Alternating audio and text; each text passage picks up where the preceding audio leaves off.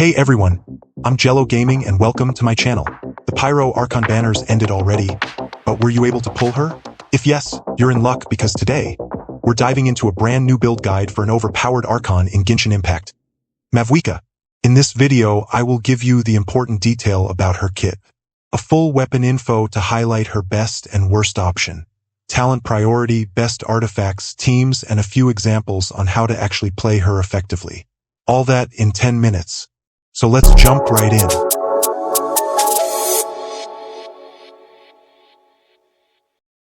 Mavuika is a Pyro Claymore character, and her abilities focus on both damage dealing and as a sub-DPS. Let's start by having a quick rundown on her talents. Her elemental skill, once cast, will give you the Night Soul Blessing state. It will give you 80 Night Soul points, and it has two forms. If you tap it, she will simply deal pyro damage in AoE around you every 2 seconds. This has no internal cooldown, which means it actually applies pyro every 2 seconds. If you hold the skill, she will ride her bike and gets a pyro infusion, which makes all her attacks have new multipliers that are still considered normal or charged attack damage, and they are tied with the skill's levels. This is why you won't really need to level up her normal attack talent. Additionally, you can also swap stance by recasting her skill. Multiple actions and simply staying in Night Soul Blessing slowly decreases its points until 0, where the state will end.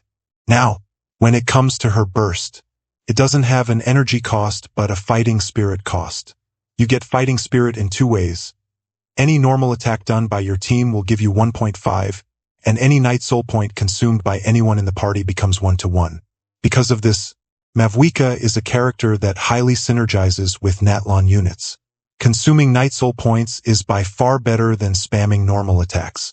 She can have up to 200, and the burst can be used anywhere between 100 and the maximum.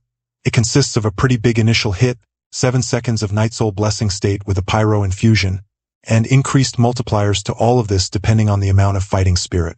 Additionally, she is immune to being interrupted during her burst, which is pretty handy. For talent priority, focus on burst and skill. Level them up as much as possible since both hold her attack multipliers. I'd probably prioritize the burst first then skill. But if you have the materials to level them up, why not simply crown both? Now let's talk her artifacts. Mavuika shines best with 4-piece Obsidian Codex when playing her as a main DPS. For the artifact's main stat, your sands will be either attack percentage or elemental mastery. Between the two, I think elemental mastery is better, but only if you trigger reactions on time. For the goblet, it will be pyro damage bonus.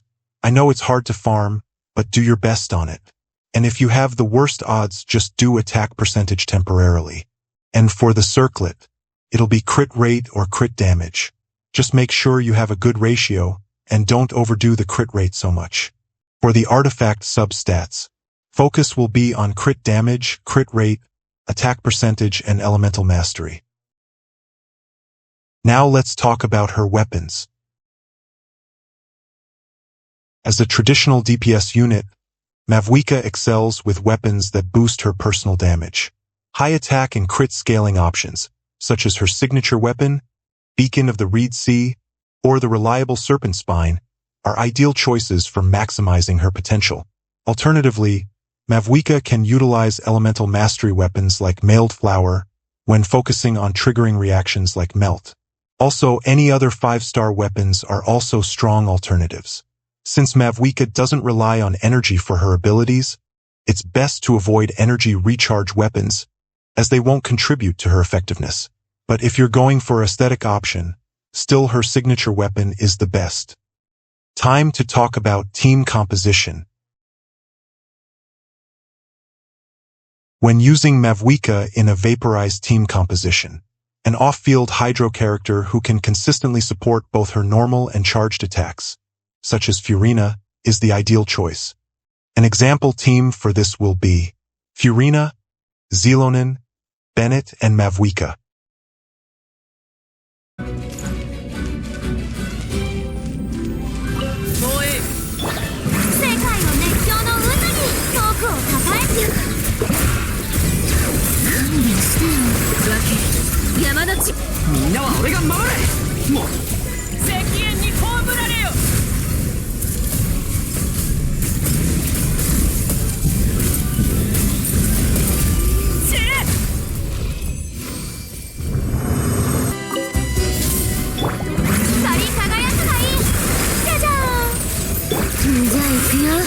よめく進学みんながそばに聞け太陽の本能を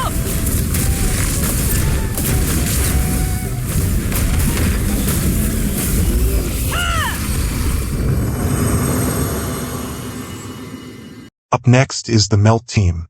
Mavuika's best Melt partner is Seatlolly, as her abilities perfectly complement Mavuika's playstyle. However, other off-field cryo characters, such as Rosaria or Ganyu, can also work effectively, provided you include another Natlon character in your party to maintain team synergy. じゃあ行くよ分け山の地みんながそばにいてくれるわ許さないバーディクト聞け太陽の本能を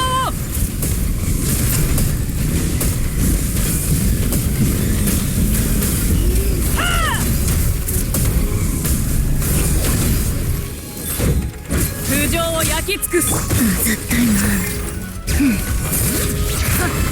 どよめく進学全力攻撃だもう震えなさい石煙に葬られよ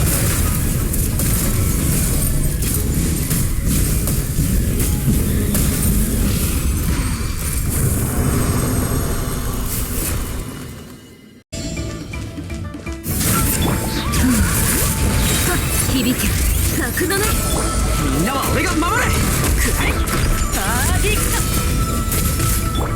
この天下で裁く